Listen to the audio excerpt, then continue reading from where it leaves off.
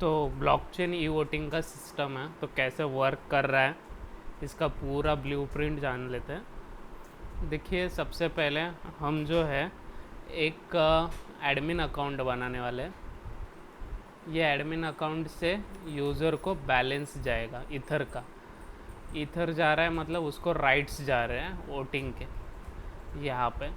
तो यूज़र को जैसे राइट्स दे रहे तो वो ईथर ट्रांसफ़र कर सकता है पार्टी को। अभी ये पार्टी को वोटिंग होगा और ये सब ब्लॉकचेन में डेटा जो अभी ये ट्रांजैक्शन हो रहा है, ये ट्रांजैक्शन ब्लॉकचेन में ऐड होते जाएगा। और ब्लॉकचेन में जैसे ही ऐड हो रहा है इसकी पूरी इन्फॉर्मेशन जो है हमें दिखते जाएगी, ट्रांजैक्शन हैश बनते जाएगा जिसको डिकोड करना डिफ़िकल्ट है। तो ये एक तरीके से मैंने आपको सिर्फ ओवरव्यू बताया। अभी ये इंटरनली जानते कैसे होता है और वाइवा के क्वेश्चंस देखेंगे, उस तरीके से पूरा प्रोजेक्ट समझ में आ जाएगा आपको। तो अभी यहाँ पे क्या हो रहा है, हम जो है एडमिन अकाउंट बना रहे हैं। एडमिन अकाउंट बनाने के लिए क्या करना है आपको कि ई ड्राइव में प्राइवेट ब्लॉकचेन करके एक फ़ोल्डर बना हुआ है, आपको हम ये सब दे देंगे। प्राइवेट ब्लॉकचेन बनाने के लिए जो भी तरीके हैं वो सब आपको फॉलो करना पड़ेगा। उसको जैसे प्राइवेट ब्लॉकचेन बनाते हो, एक अकाउंट आपका जेनेसिस अकाउंट होता है जो कि स्टार्टिंग अकाउंट होता है, यही आपका एडमिन अकाउंट होता है। तो स्टार्टिंग अकाउंट में हमें जैसे ही माइनिंग स्टार्ट करते हैं, माइनर डॉट स्टार्ट आपने देखा होगा प्रीवियस वीडियो में, तो माइनर डॉट स्टार्ट करते ही आपका माइनिंग हो जाता है और ये अकाउंट में ईथर जमा होते रहता है, मतलब ईथर का काउंट बढ़ते जाएगा, बैलेंस इसका इंक्रीज़ होते जाएगा। अभी ये सब किया कैसे हमने, तो ये सब गेट का काम है। गेट आपका काम कर रहा है, इथेरियम आपका काम कर रहा है। जैसे ही इथेरियम माइनिंग स्टार्ट कर देता है, मतलब कि एक कंप्यूटेशनल कॉम्प्लेक्स पजल सॉल्व करता है, तो उसको कुछ वैल्यूज़ मिलती जाती है जिसमें वो ईथर कन्वर्ट कर देता है। तो ये सब है इंटरनल। इतना ज़रूरी नहीं है आपको कि वो माइनिंग कैसे कर रहा है, बस इतना जानना ज़रूरी है कि वो माइनिंग करता है और उसका लिटिल बिट कॉन्सेप्ट क्या है ये हम वाइवा क्वेश्चंस में देखेंगे। तो ये जो है एडमिन का अकाउंट पहले से ही क्रिएट है, ईथर इसमें जमा हो रहा है, इतना ध्यान दीजिए। फिर आपका क्या होगा, यहाँ पे हम जो है एक एंड्रॉयड मोबाइल ऐप बना रहे हैं, एंड्रॉयड ऐप बनाएंगे जिसमें क्या होगा, आपका रजिस्ट्रेशन होगा, फिर लॉगिन होगा, फिर आपका OTP ऑथेंटिकेशन होगा, फिर आपका फिंगरप्रिंट ऑथेंटिकेशन होगा।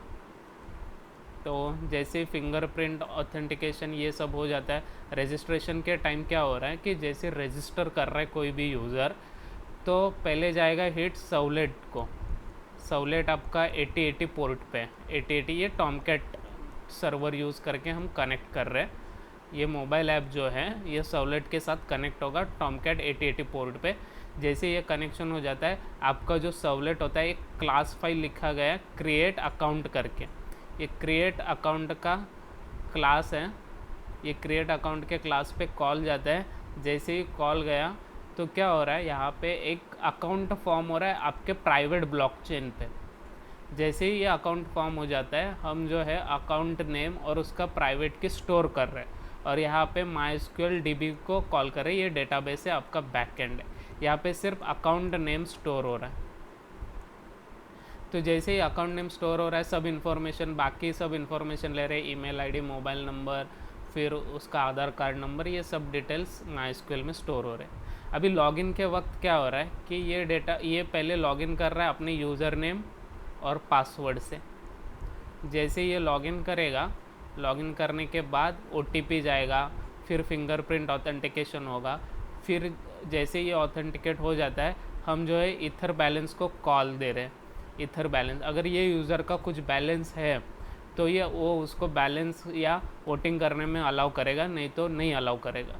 अभी यहाँ पे ईथर बैलेंस देगा कौन, तो एडमिन यूज़र को बैलेंस देगा, यूज़र को एक तरीके से राइट देगा कि आप वोटिंग कर सकते हो। तो फिंगरप्रिंट के स्कैन होने के बाद यहाँ पे ईथर बैलेंस अगर ज़ीरो है तो वो वोट नहीं कर सकता है। अगर वो किसी भी पार्टी नेम को क्लिक करते हैं, यहाँ पे 4 पार्टी नेम दिए होंगे ABCD, आप देख सकते हो वीडियो में। तो जैसे किसी भी पार्टी नेम को यहाँ पे क्लिक कर रहा है, तो जैसे वो क्लिक कर रहा है, ईथर बैलेंस अगर उसका ज़ीरो है तो वहाँ पे मैसेज दिखाएगा इनसफिशिएंट ईथर बैलेंस, ऐसे दिखाएगा, मतलब वो वोट नहीं कर सकता है। अभी ये एक सिनारियो हुआ। अभी यहाँ पे हम जो है यूज़र को बैलेंस कैसे असाइन करेंगे, तो वो दिखा रहा हूँ मैं आपको। हमने एक फ़ाइल बनाई हुई है असाइन बैलेंस करके, असाइन बैलेंस ये। तो असाइन बैलेंस फाइल जो है ये कनेक्टेड है गेट से, गेट इथेरियम जो 8545 पे स्टार्ट है। अभी ये कनेक्टेड कैसे है, वेब 3J करके जार आती है, डॉट जार फाइल्स, जो भी कम्बाइंड जार फाइल्स है वो ये कनेक्शन का काम करती है। अपना सर्वर कहाँ पे चल रहा है, 8080 पोर्ट पे, और अपना गेट कहाँ पे, 8545 पे। तो जैसे ये गेट के साथ कनेक्ट होता है तो यहाँ पे हम एक ट्रांजैक्शन जनरेट करते हैं।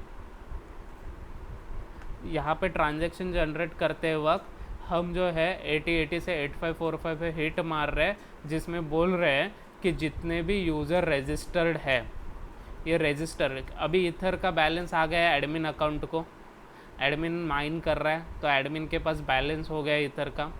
फिर ये क्या कर रहा है, यूज़र जिसने रजिस्टर किया हुआ है, ये यूज़र रजिस्टर को बैलेंस जा रहा है। जैसे ये बैलेंस अलोकेट हो रहा है, ये यूज़र जितने भी रजिस्टर किए हुए हैं, हम 2 बैलेंस दे रहे हैं, 2 ईथर का बैलेंस ट्रांसफ़र करें। ये 2 ईथर का बैलेंस क्यों ट्रांसफ़र करें उसका मैं रीज़न बता देता हूँ।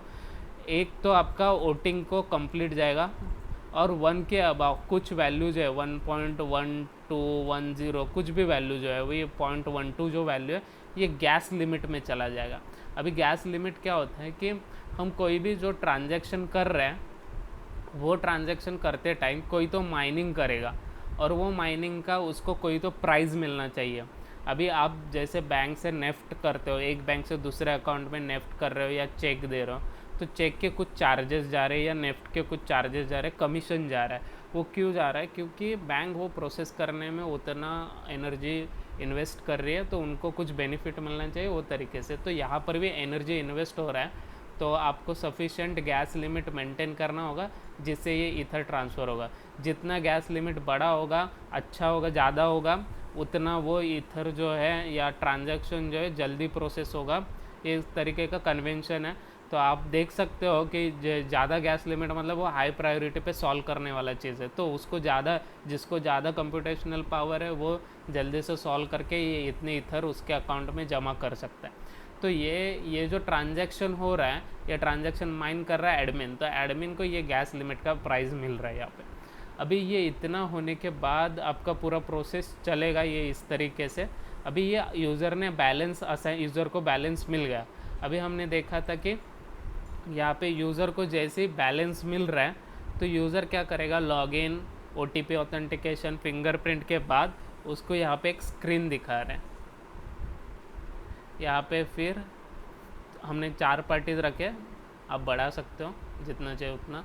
यहाँ पे क्लिक किया, अगर किस पार्टी 1 को क्लिक कर रहा है तो पार्टी 1 को क्लिक करने के बाद जैसे ही वोट जाता है, वो वोट ईथर के फॉर्म में जा रहा है, और वो ईथर जो है यहाँ पे सवलेट के साथ है, सवलेट में कॉल गया कि किस पार्टी को वोट कर रहे हैं। ये डेटाबेस में कहीं पर भी स्टोर नहीं होगा कि किसने किसको वोट किया। जैसे सवलेट को कॉल गया, यहाँ पे पार्टी का अकाउंट है और यूज़र का अकाउंट है जो कि पब्लिक की है, दोनों का पब्लिक की है, पार्टी और यूज़र अकाउंट। यूज़र अकाउंट से ईथर बैलेंस ट्रांसफ़र करेगा, राइट्स ट्रांसफ़र करेगा और वोट ट्रांसफ़र कर रहा है। जैसे ये वोट ट्रांसफ़र करता है तो गेट में 8545 पे कॉल जाता है, और यहाँ पे आपका स्टोर होता है ट्रांजैक्शन हैश, और डेटाबेस में अपडेट हो जाता है, DB में अपडेट हो जाता है कि ये यूज़र ने वोटिंग कर दिया है। अगर ये फिर से इसको क्लिक करेगा तो ये वोट नहीं कर सकता है। अगर समझ लीजिए डेटाबेस को किसी ने हैक कर लिया और फिर यहाँ पे ट्रांजैक्शन करने का ट्राई किया या फिर यहाँ पे वोट डालने का ट्राई किया, तो उसका बैलेंस तो उतना नहीं है, इनसफिशिएंट बैलेंस करके उसको इन्फॉर्मेशन दिखाएगा। अगर समझ लीजिए किसी यूज़र ने एडमिन को भी हैक कर लिया, वो इम्पॉसिबल है, लेकिन एडमिन को हैक कर लिया, और वो यूज़र अगर कोई ट्रांजैक्शन करना चाहता है तो उसको एडमिन के पूरे लॉगिन पासवर्ड ये सब लगेगा, और उसके साथ ही प्रॉब्लम क्या होगा कि ये यूज़र अगर इस ट्रांजैक्शन को करने जा रहा है तो ये पता चल जाएगा कि ये ट्रांजैक्शन इसने 2 बार किए जो कि इनवैलिड है, तो यहाँ पे हैकिंग पकड़ में आ रही है। अभी यहाँ पे हो क्या रहा है कि हम लोग ये ऐसा केस बता रहे हैं, एक्चुअल में ऐसा होगा नहीं, ऐसा होना हाईली इम्पॉसिबल है। मैं ये नहीं बोल रहा हूँ कि थोड़ा सा मतलब डिफ़िकल्ट चीज़ है वो। आपका घर का अगर चाबी